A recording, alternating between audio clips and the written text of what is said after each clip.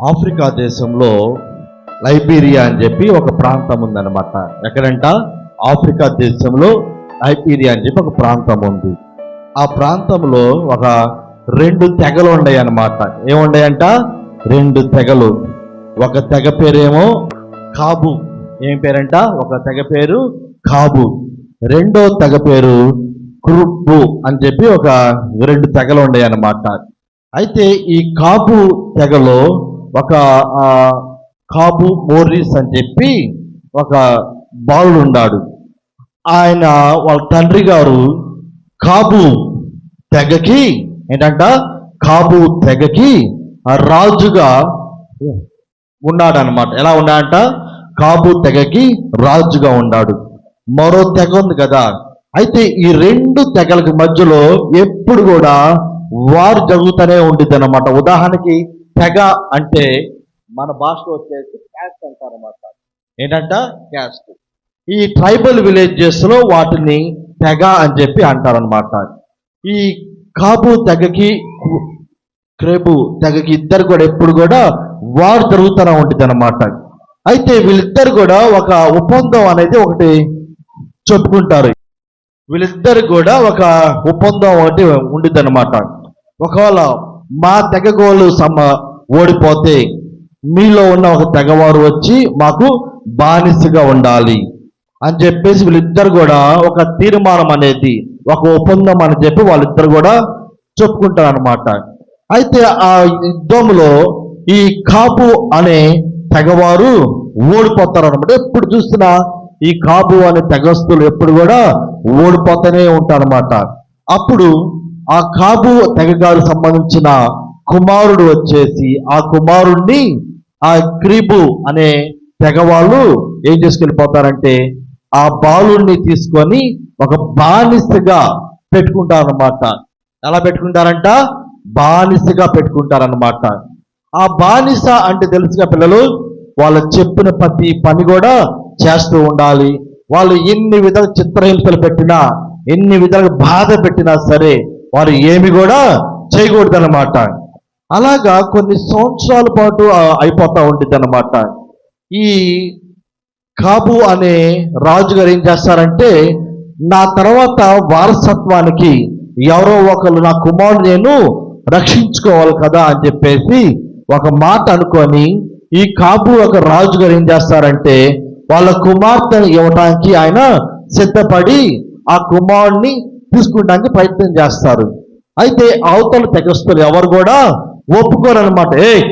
మాకు కావాల్సింది ఈ అబ్బాయే కావాలి, మాకు అమ్మాయి అనేవాళ్ళు బానిసగా వద్దు, కుమారుడు మాత్రం ఈ అబ్బాయి అనే వ్యక్తి మాత్రం మాకు కావాలి బానిసగా అని చెప్పేసి ఆ అనే ఆ తెగ వాళ్ళు ఒప్పుకోలేదన్నమాట.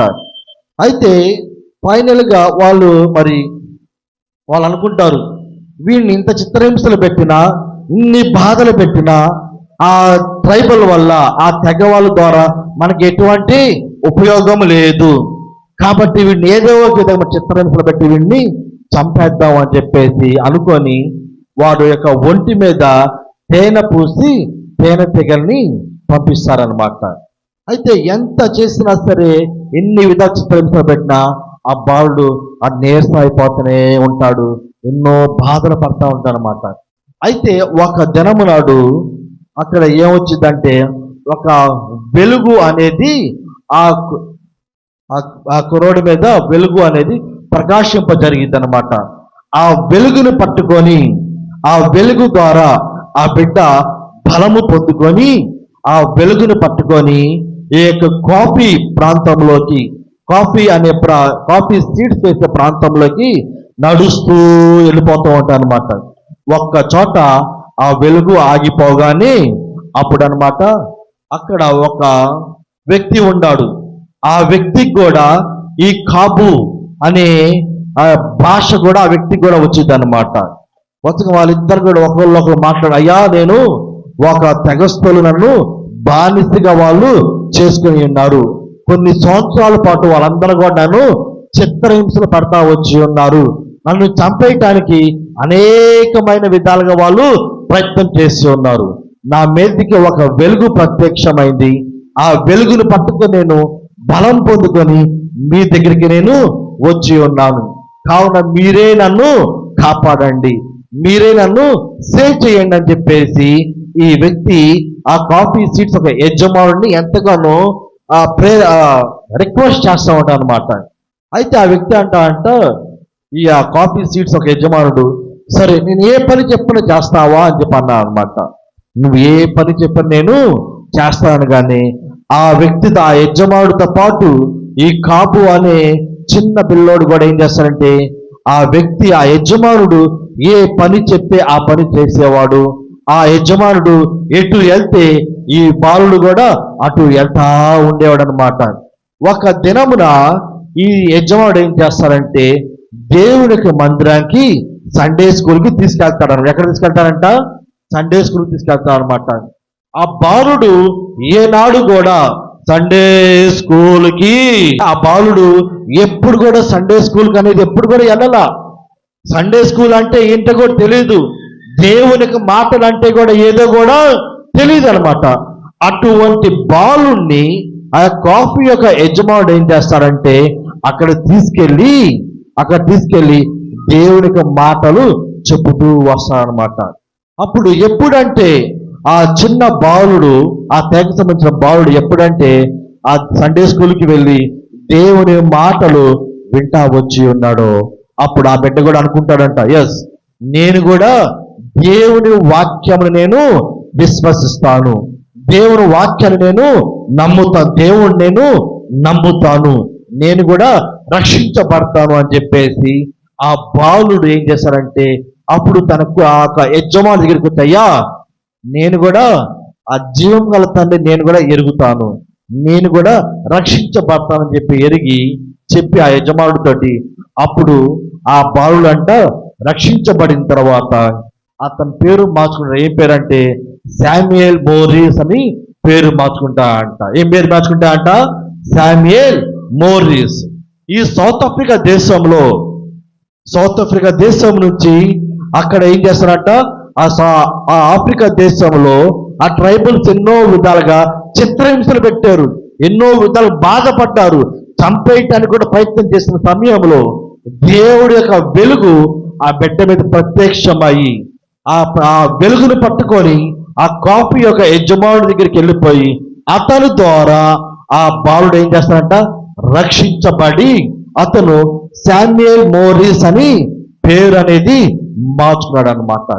అప్పుడు ఆ యజమానుడు అన్నారంట, అయ్యా నువ్వు శామ్యుయల్ మోరిస్ గా నియమితులు అని పేరు మార్చుకున్నావు, మరి నీకు ఎటువంటి ఆ బైబిల్ ట్రైనింగ్ ఏమి లేదు కదా, కావున మరి ఒక దినము నాడు ఈ ప్రాంతానికి పలానా ప్రాంతానికి షిప్ వచ్చింది, ఆ షిప్లో కనుక నువ్వు ప్రయాణం అవుతా వెళ్ళినట్లయితే అక్కడ అమెరికా దేశానికి వెళ్ళి నువ్వు ఆ తర్ఫీదు అవుతావు అని చెప్పేసి ఆ కాఫీ యొక్క యజమాని చెప్తాడనమాట. సరే అని చెప్పేసి ఆ బాలుడు ఏం చేస్తారంటే ఆ షిప్ వచ్చే ప్రయత్నానికి ఆ సీషోర్ దగ్గరికి వెళ్ళిపోయి అంట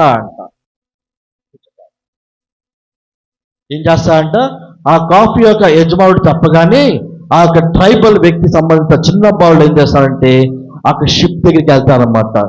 షిప్ ఒక యజమానుడు మాత్రము ఎవరంటే షిప్ డ్రైవ్ చేస్తున్నారు వాళ్ళు మాత్రం ఆయన షిప్లోకి ఎక్కడానికి ఒప్పుకోరు. ఆయన ఒకటే షిప్లో ఎక్కడానికి ప్రయత్నం చేస్తా ఉంటే ఆ పిల్లోడు ఈయన మాత్రం శామ్యుయల్ మోరిస్ షిప్లో ఎక్కడ ప్రయత్నం చేస్తా ఉంటే ఆ షిప్ యొక్క ఆయన మాత్రము ఒప్పుకోడు అనమాట. ఎప్పుడు చూసినా తోసేస్తూనే ఉంటాడు. కానీ ఈ శామ్యుయల్ మోరిస్ మాత్రము ఎప్పుడు కూడా దేవుని ప్రార్థన చేసుకుంటాను, తండ్రి నేను నీ యందు నమ్మిక ఉంచి ఉన్నాను, నేను మీ సన్నిధి నేను రక్షించబడ్డాను, కావున నేను తర్ఫీదు అవ్వాలి, నన్ను మీరు అమెరికా దేశానికి మీరు తీసుకెళ్ళాలని చెప్పి అదే ప్రార్థన చేసుకుంటా ఉన్నాను. పదే రిపీటెడ్గా ఏం చేస్తా ఉన్నమాట ప్రే చేసుకుంటా ఉన్నాడు అనమాట. ఆ ప్రే చేసిన సమయంలో ఆ షిప్ ఎవరైనా డ్రైవ్ చేస్తున్నారో ఆ వ్యక్తి ఈ యొక్క శామ్యుయల్ మోరిస్ని ఏం చేస్తారంట షిప్లోకి ఎక్కించుకొని అమెరికా దేశానికి తీసుకెళ్తారంట పిల్లలు. ఆ అమెరికా దేశానికి తీసుకెళ్ళిన తర్వాత అక్కడ ఒక పెద్ద థియాలజికల్ కాలేజ్లో ఆయన ఏం చేస్తాడు? తర్ఫీదు పొందుకున్నాడు. ఏం చేస్తున్నాడంట? తర్ఫీదు పొందుకున్నాడు. మనం కూడా అంతే కదా పిల్లలు, మనం కూడా మరి మన పేరెంట్స్ ఎన్నో విధాలుగా డబ్బు ఖర్చు పెట్టి ఎన్నో విధాలుగా చదువుకి ముందు తీసుకెళ్తా ఉంటారు. కానీ మనం ఏం చేస్తూ ఉంటాము? చదువు అంటే అసహించుకుంటాం. ఎందుకని? మనకి దేవుడు అన్నీ ఇస్తున్నాడు కదా.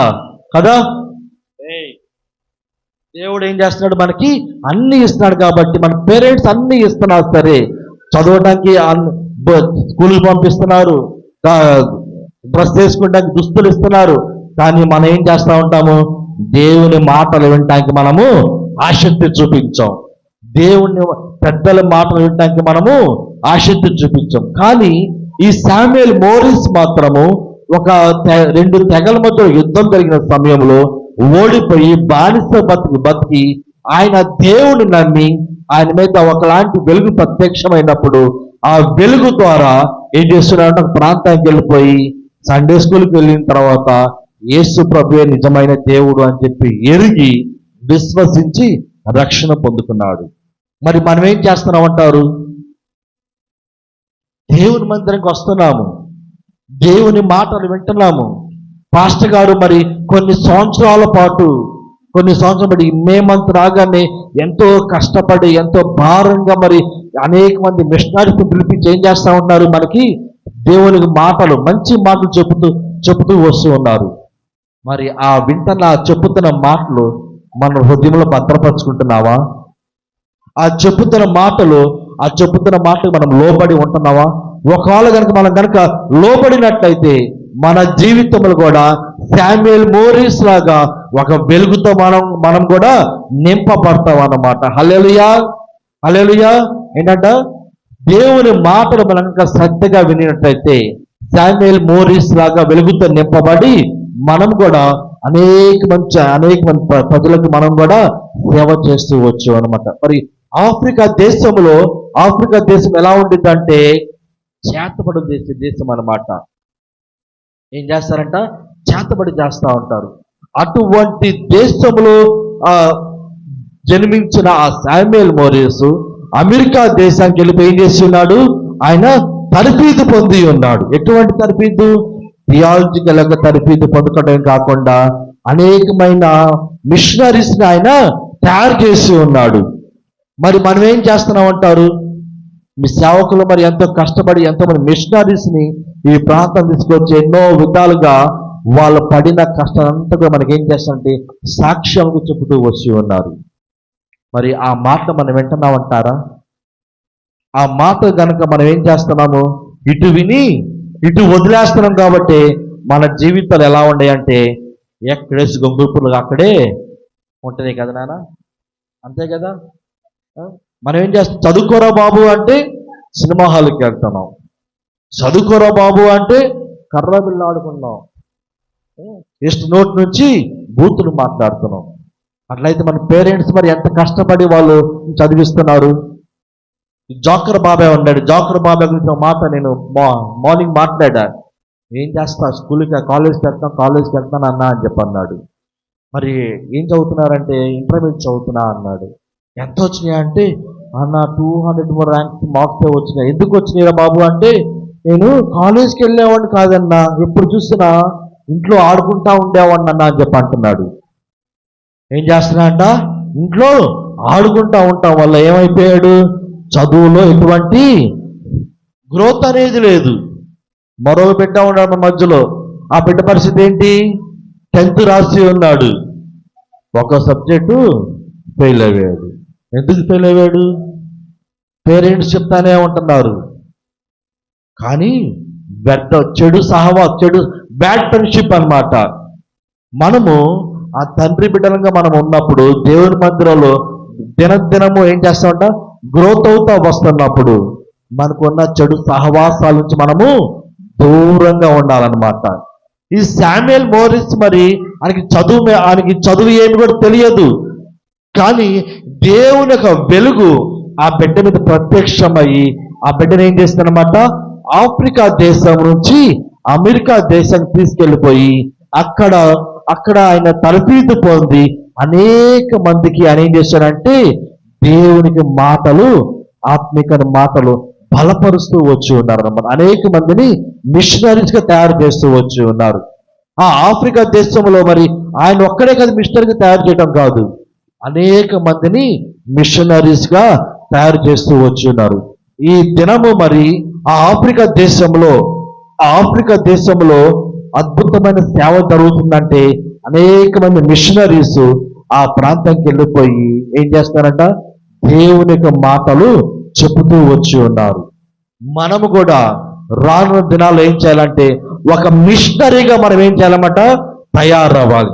ఒక మిషనరీగా మనం తయారవ్వాలంటే మనం ఏం చేయాలి, మన దేవుని మాటలు మనము శ్రద్ధ కలిగి వినేవాళ్ళగా ఉండాలి. ఉదాహరణకి అశోక్ అన్న ఉన్నాడు. అశోక్ అన్న ఒక మిషనరీగా ఆయన ముందుకు వచ్చి ఉన్నాడు. అశోక్ అన్నకి దాదాపు ఒక 22-26 ఇయర్స్ నుంచి షుగర్ ఉంది, హై ఇన్సులేషన్ క్యాండిడేట్ అన్నమాట. మరి అటువంటి వ్యక్తి ఈ దినము వరకు కూడా హ్యాపీగా ఉన్నాడు. మన మధ్యలోకి ఎంతగానో డ్యాన్స్ చేస్తూ మన అందరిని కూడా ఎంతగానో ఏం చేస్తాడు అనమాట, యాక్టివ్ చేస్తా వచ్చి ఉన్నాడు. ఆ శక్తి ఎలా వచ్చింది? ఆయనే జీవం గల తండ్రే అన్నకి శక్తిని ఇచ్చున్నాడు అనమాట. మనకి ఏ సమస్య ఉన్నా సరే, ఎన్ని బాధ ఉన్నా సరే, ఆ యేసుని కనుక మనం కనుక నమ్మినట్లయితే, ఆ యేసుని మీద కనుక మనం కనుక ఆధారపడినట్లయితే, మనము కూడా ఎన్ని కష్టములు వచ్చినా, ఎన్ని బాధలు వచ్చినా మనకి అన్నిటిని కూడా విడిపిస్తాడు. అంతే కదా, మార్నింగ్ ఒక పాట నేర్చుకున్నాం. ఏం పాట? శ్రీ యేసుతో ఒక చిన్న మాట, సమస్యలు విడిపోవును, కష్టం వచ్చినా బాధ వచ్చినా అన్ని కూడా ఏమైపోతాయన్నమాట, విడిపోతాయి అన్నమాట. ఈ శామ్యుయల్ మోరిస్ దేవుని ఎరగక ముందు, దేవుని ప్రేమ తెలియక ముందు ఎన్నో విధాలుగా హింసించబడి ఉన్నాడు. ఆయన చంపడానికి కూడా ఎన్నో ప్రయత్నాలు చేసి ఉన్నారు. కానీ ఆ తండ్రి ఏం చేస్తాడు అనమాట, యేసు ఏం చేస్తాడంటే ఆయనని సేవ్ చేసాడు అనమాట. మన లైఫ్ లో కూడా ఎన్నో విధాలుగా మనము ఇంతవరకు సజీవులుగా ఉన్నాం. ఉదాహరణ ఫర్ ఎగ్జాంపుల్ కరోనా వచ్చింది కదా. కరోనా వచ్చిన టైంలో చిన్న పిల్లలు మొదలుకొని పెద్దవారు వరకు ఎంతమంది చనిపోయారు? కొన్ని lakhs రూపాయలు ఖర్చు పెట్టి ఉన్నారు. ఉపయోగం ఉందా? హాస్పిటల్లో మాత్రం సజీవులుగా ఉంటున్నారు, తిరిగి ఇంటికి రాగానే వాళ్ళు మరణిస్తున్నారు. కానీ తండ్రి మాత్రం మనం ఏం చేస్తున్నారు, మన యేసు ప్రభు వారు మనల్ని ఆ కరోనా టైంలో ఎంతగానో సేవ్ చేసి ఉన్నారు కదా. దాన్ని బట్టి మన దేవునికి ఎంతో థ్యాంక్ఫుల్గా ఉండాలన్నమాట. హల్లెలూయా. చిన్న ప్రార్థన చేసుకుందాం.